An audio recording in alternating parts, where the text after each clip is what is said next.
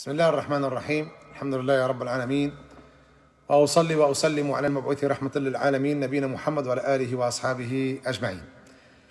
Mes chers frères et sœurs, bienvenue à cette nouvelle assise des assises du Ramadan dans les récits du Coran. Avec nous aujourd'hui une nouvelle histoire. Cette histoire, bien sûr, concerne deux animaux. Ces deux animaux étaient à l'époque d'un des prophètes d'Allah et ses messagers. Ce prophète, c'est Sulayman, Salomon, alayhi salam Allah, fils de David, qui est aussi un prophète et un messager. Sulayman, mes chers frères, bien sûr, Allah subhanahu wa ta'ala lui a donné un royaume qu'il n'a donné à aucune personne après lui. Allah il dit dans le Coran, quand Sulayman il a demandé, Qala Rabbi, ô toi, Allah, mon Seigneur, Habli mulkun, donne-moi un royaume que tu ne donneras à aucune personne après moi. Donc il avait l'univers, le monde entier en son pouvoir. Le pouvoir de Sulayman, il était étalé sur la terre complète. Et il fait partie, bien sûr, des 4 personnalités qui ont gouverné le monde. Sulayman, il était, bien entendu, un grand guerrier. Il était aussi un prophète et un messager, avec aussi une justice équitable. Il était aussi un prophète et un messager et un roi, parce que c'était un roi aussi, qui était sans faille. C'est-à-dire, à l'époque de Sulayman, on ne pouvait pas, bien sûr, jouer, bafouer les ordres d'Allah subhanahu wa ta'ala, comme à l'époque de tous les prophètes. Lakin Sulayman, en particulier, c'était quelqu'un de juste, quelqu'un aussi de très strict dans les ordres d'Allah subhanahu wa ta'ala. Et puis, parmi, bien sûr, les pouvoirs dont Allah lui a donné, il parlait aux animaux. Il parlait à tous les animaux, qu'ils soient terrestres, qu'ils soient marins, qu'ils soient, bien sûr, les oiseaux, et aussi il commandait les humains et les djinns. Ça veut dire l'humanité, elle était sous son pouvoir, et les djinns aussi étaient sous le pouvoir de Sulayman. Allah subhanahu wa ta'ala, dans beaucoup de versets du Coran, il a évoqué que les djinns plongeaient au fond des océans, lui a ramené bien sûr tout ce qui est or, tout ce qui est trésor, tout ce qui est perles, puis lui bâtissait les palais, et il avait parmi ses pouvoirs, Allah subhanahu wa ta'ala lui a donné le pouvoir de commander le vent.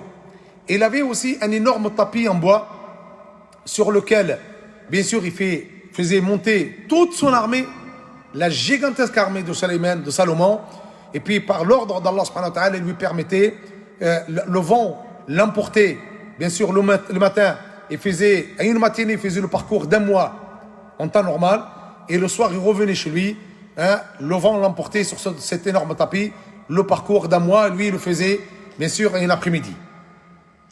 Et tous les jours, il avait une assise du Fajr de l'aube jusqu'à la prière de Dhuhr, midi, où dans cette assise-là, bien sûr, il était entouré de ses ministres, ses administrés, de tous ses consultants, et aussi, il avait tout ce qui est, bien sûr, justice et tout ce qui est, bien sûr, affaire à régler entre les musulmans de son époque. Un jour, Sulayman, il est sorti avec une énorme armée, et on a dit qu'il était un grand guerrier, et bien sûr, son royaume, il se retrouvait en Palestine. Et pendant que son armée, bien sûr, elle parcourait, bien sûr, une distance, elle marchait, ils sont passés par une grande rivière où il y avait, comme habitants, bien sûr, une grande fourmilière. Et il y avait une grande, vous savez, les fourmis, c'est des milliards. Donc il y avait une terrière remplie de fourmis. Sulayman, vous imaginez, sur sa monture, avec une gigantesque armée, avec le bruit des sabots des chevaux, avec les chevaux qu'il y a, il ne pouvait en aucun cas, bien sûr, ne peut pas entendre ou voir qu'il y a des fourmis. Lakin Allah subhanahu wa ta'ala va nous raconter ce qui s'est passé entre Sulayman et la fourmi. Allah subhanahu wa ta'ala, il dit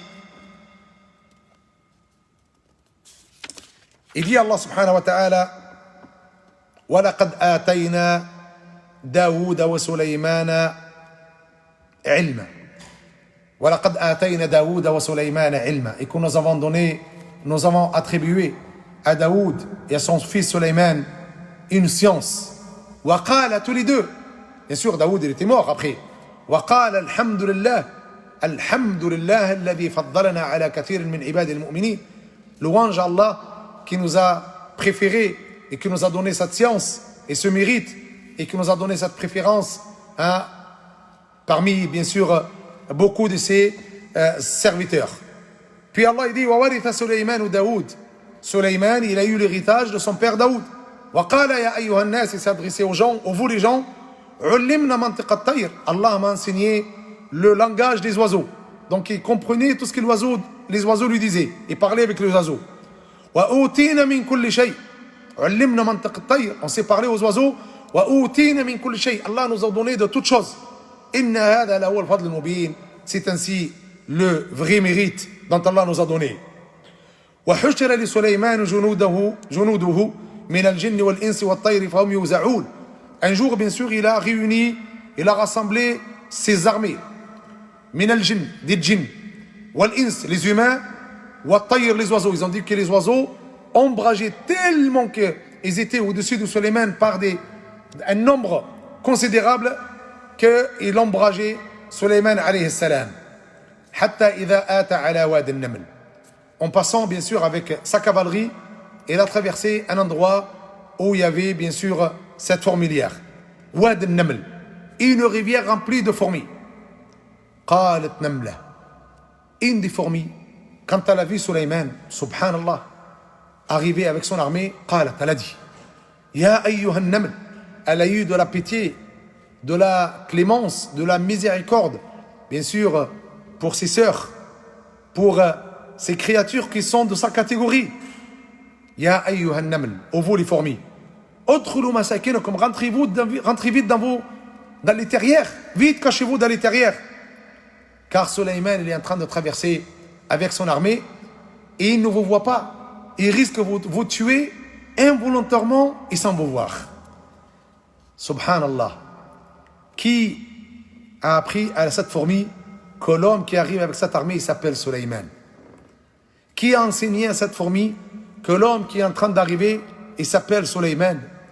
Et qui a appris à cette fourmi que le pire qui pouvait arriver, bien sûr, c'est d'être écrasé, mais Sulayman ne va pas les écraser avec son armée volontairement, car Sulayman c'est un prophète et un messager. Il ne tue pas les gens, il ne va pas commettre telle chose volontairement, les gens sont tellement petites, il ne va pas les voir. Allah subhanahu wa ta'ala, il a transmis cet appel, la voix de la fourmi, à l'oreille de Sulayman. Cette parole, Sulayman l'a entendue. Vous imaginez, nous, tous les jours, peut-être on écrase des centaines de fourmis, on les voit passer devant nous. Elles parlent entre elles, elles parlent. Là qu'on ne comprend pas ce qu'elles disent. Cette fourmi, une des fourmis, elle a parlé, et Sulayman, alayhi salam, il a entendu sa voix, et Allah subhanahu wa ta'ala lui a fait comprendre, ou il lui a fait transmettre cette voix, un appel de détresse, de clémence. فتبسم ضاحكا من قولها فتبسم, il a eu le sourire, ضاحكا, avec un grand sourire, من قولها, par rapport à cet appel qu'elle a fait, cette parole. وقال ربي, il a dit, Ya Allah, ô Seigneur, أوزعني أن أشكر نعمتك التي أنعمت علي, permets-moi de te remercier par rapport à tes bienfaits que tu m'as donnés, ainsi que les bienfaits que tu as donnés à mes parents, et que je puisse faire ce que tu acceptes et que tu agrées. وأدخلني برحمتك, fais-moi rentrer dans le rang de tes adorateurs les plus pieux. Imaginez, mes chers frères et sœurs, Daoud, le prophète et le messager d'Allah, alayhi salam, cet homme dont Allah subhanahu wa ta'ala l'a élu, et malgré tout ça, il a entendu la voix de la fourmi. Allah lui a fait entendre la voix de la fourmi. Qu'est-ce qu'il a dit? Qu'est-ce qu'il a fait?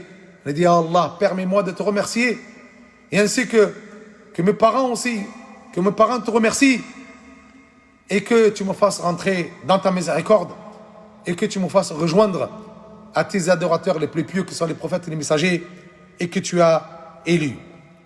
Puis Sulayman, alayhi salam, ils disent les savants, un jour, il est sorti bien sûr dans une grande expédition, et son armée, elle a manqué d'eau.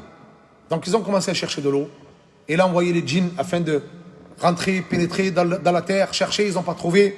Les humains, ils ont cherché. Et puis, comme il avait, bien sûr, parmi donc, ses soldats, son armée, il avait les oiseaux. La huppe, vous savez, ce petit oiseau, le hudhud, c'est la huppe. La huppe, elle est partie de elle-même chercher de l'eau. Puis, elle n'est pas revenue.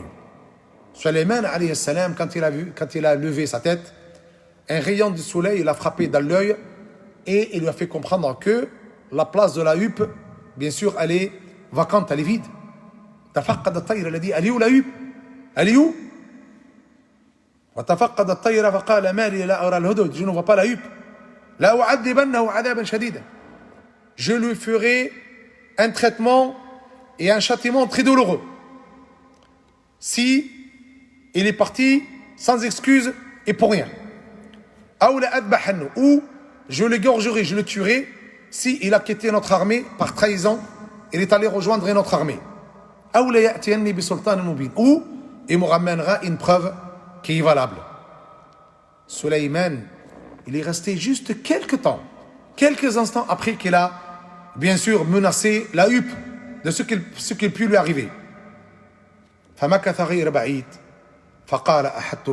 Puis la huppe elle arrive, ce petit oiseau il arrive en disant à Sulayman, j'ai survolé, je suis allé à un endroit que toi tu ne peux pas atteindre. C'est cette parole-là, un être humain le dit à un roi de nos jours et lui coupe la tête. Alors que, bien sûr, là-haut, la huppe, c'est que Sulayman, alayhi salam, c'est un homme équitable, c'est un homme de science. Et l'information que la huppe va apporter à Sulayman, c'est une importance d'une grande ampleur. Donc la huppe, Sulayman ne va pas le tuer. Il a dit, j'ai survolé et j'ai atteint un endroit que toi, tu ne peux pas survoler et tu ne peux pas atteindre. Et je t'ai rapporté une information fiable.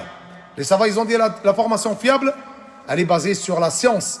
Car la science ne peut être une vraie science tant qu'elle n'est pas basée sur la fiabilité du Coran et de la sunna du prophète alayhi salatu wassalam. ولهذا la huppe a dit à Sulayman, je t'ai ramené une information d'une grande ampleur et cette information elle est basée sur la science et cette science elle est fiable. Ça veut dire la huppe elle était sûre d'elle. Et qu'est-ce qu'elle a trouvé? Inni wajadtu imra'atan tamlikuhum. J'ai survolé une ville qui s'appelle la ville de Saba au Yémen. Imaginez-vous, de la Palestine, la huppe elle a survolé tout ce parcours-là pour arriver à Saba, la ville de Saba, au Yémen.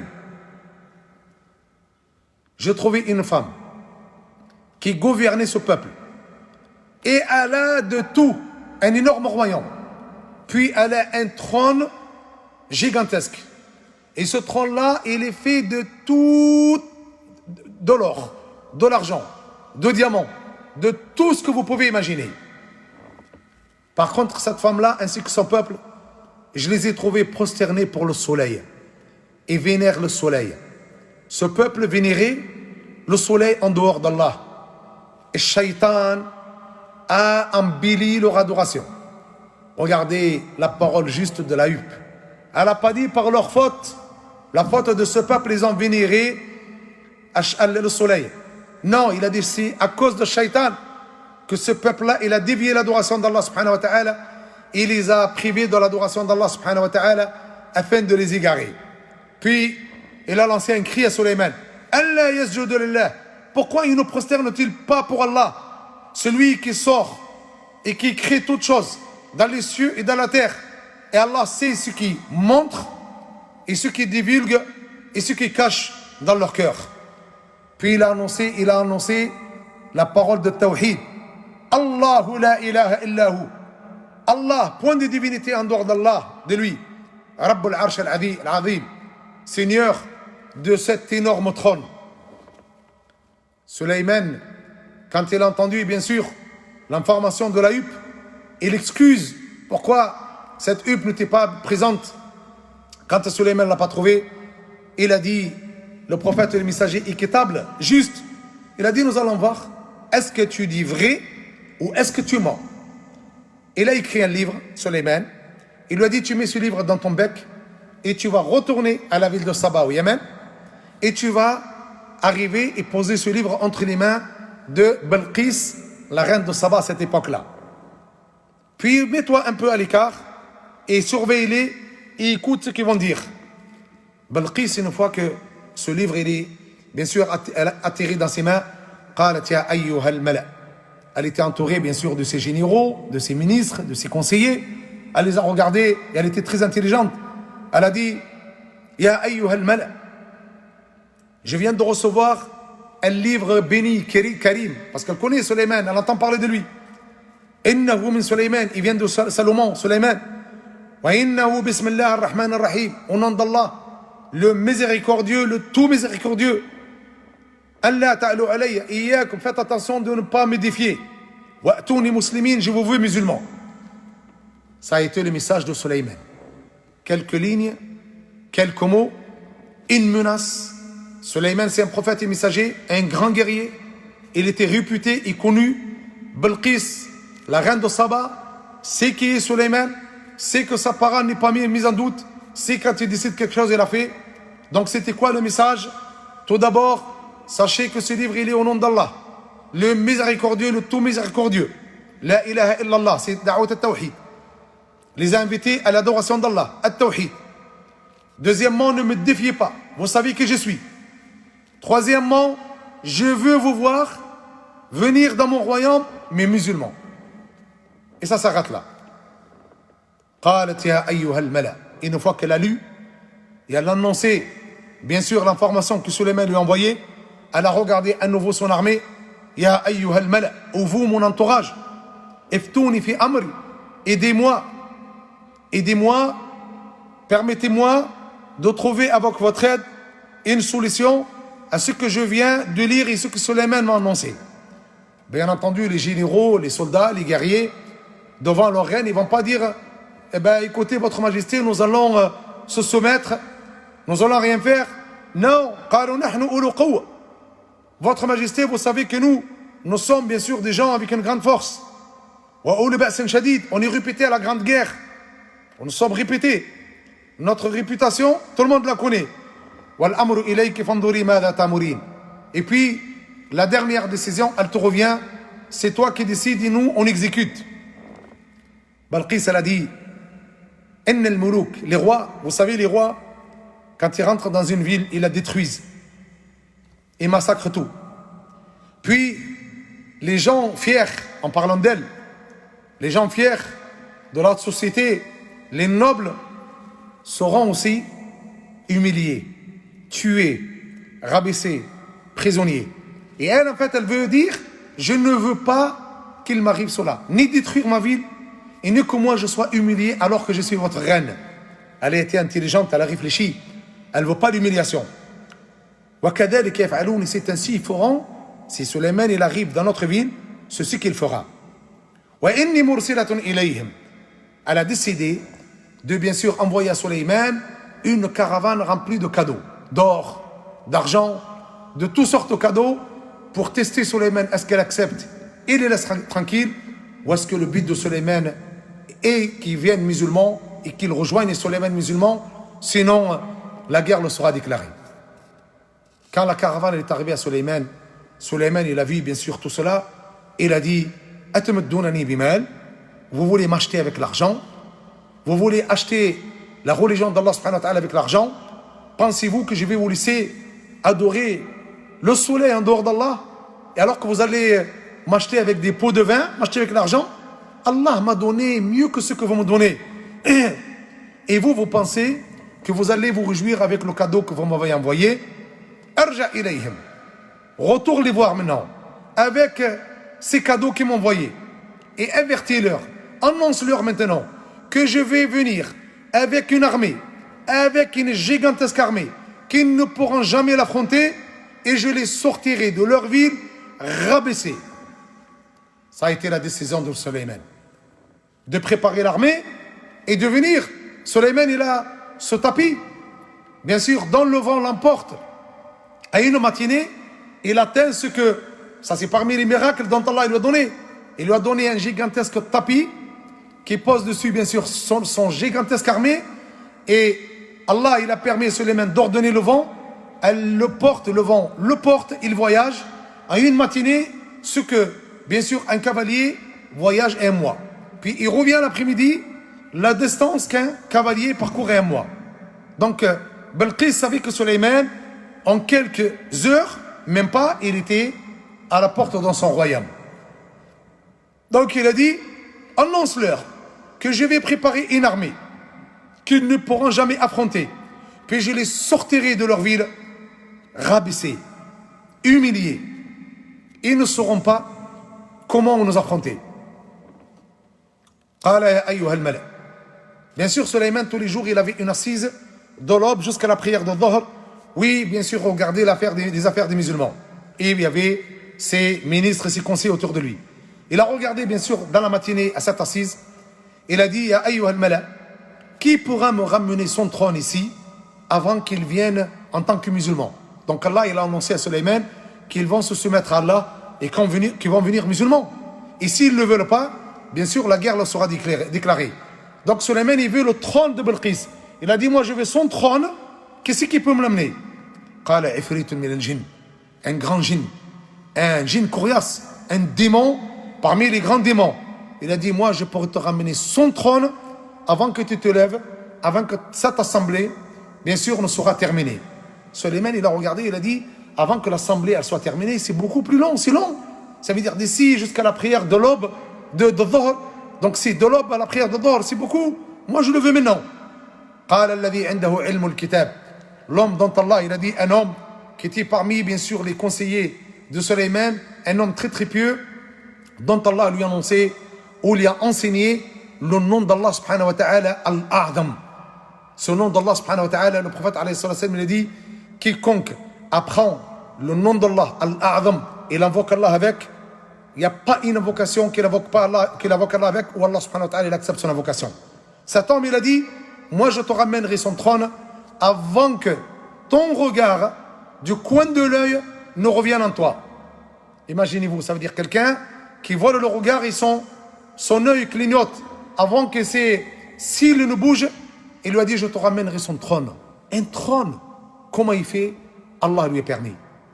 فَلَمَّا رَآهُ, en un clin d'œil, le trône de Balqis, il était devant Sulayman. Du Yémen en Palestine. فلما رآه, quand tu l'as vu, مستقرا عنده, le trône devant lui, قال هذا من فضل ربي. Ça, c'est un bienfait d'Allah subhanahu wa ta'ala, afin de m'éprouver. À ashkur, je le remercie. Am akfar, je, bien sûr, renie. Waman shakara, quiconque remercie Allah subhanahu wa ta'ala, il aurait remercié Allah de lui-même. Waman kafara, fa inna rabbi ghaniyyun karim.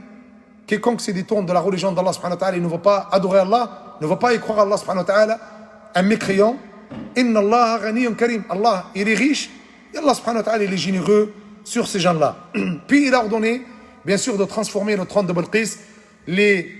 Ceux qui étaient en haut, il le mettait en bas, et ceux qui étaient en bas, et il le mettait, ceux qui étaient en haut, il le mettait en bas, et ceux qui étaient en bas, il le mettait en haut, afin que elle, quand elle arrive, elle puisse avoir un doute, est-ce que c'est son trône ou pas.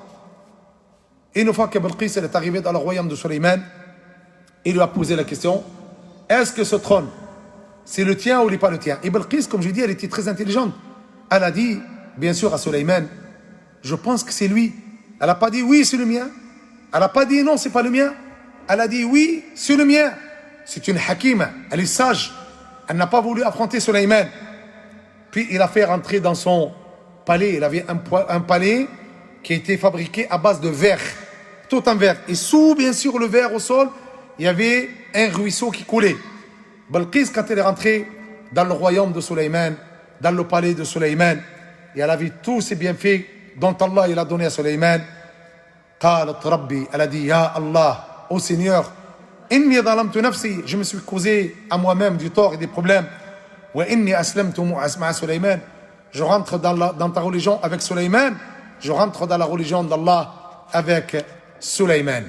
Ce qu'on tire comme conclusion à travers ces deux récits. Le premier, cette fourmi, ce petit animal, cette petite fourmi qu'on ne voit pas, à l'œil nu des fois, elle a parlé en ayant de la générosité, de la clémence pour son peuple. Et Allah subhanahu wa ta'ala, il a transmis sa voix et son son et sa parole à Sulayman. Deuxièmement, Al-Hudhud, l'Aïb, qui a survolé, bien sûr, un parcours très très loin, de la Palestine jusqu'à Saba au Yémen, et par la cause d'Allah, puis par l'effort que la huppe a fait, tout le peuple de Saba, de Balqis, sont rentrés dans la religion d'Allah subhanahu wa ta'ala et ont embrassé l'islam, dont Sulayman alayhi salam était à cette époque le prophète et le messager d'Allah. Ça, c'est les deux histoires de la huppe, l'histoire, bien sûr, de la fourmi. Ce soir, je vous retrouve à 23h30 pour répondre à vos questions. Et demain, Inch'Allah, on se retrouvera la même assise, bi'idhnillah, avec une nouvelle histoire du Coran. D'ici là, assalamu alaikum wa rahmatullahi wa barakatuh.